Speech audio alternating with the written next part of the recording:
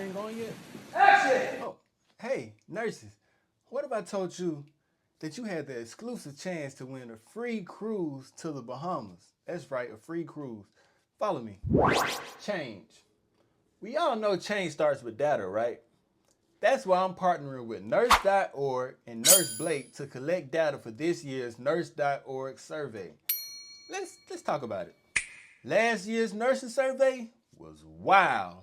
But listen, this affects all of us. 69% of us still love being nurses.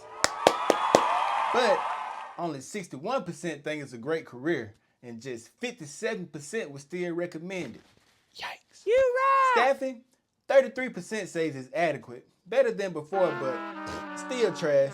Burnout, 57% of us are fried. Shocking? No. Exhausting? Yes. Money? 29% of us are hustling extra shifts or side gigs just to keep the lights on. But here's the good part. Nurse.org and Nurse Blake need your voice to create a real change in this industry. And for taking the survey, you could win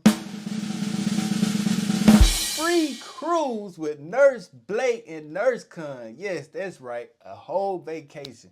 Plus 5 winners get the chance to win $50 Amazon gift cards. The survey doesn't take no longer than 5 minutes to fill out.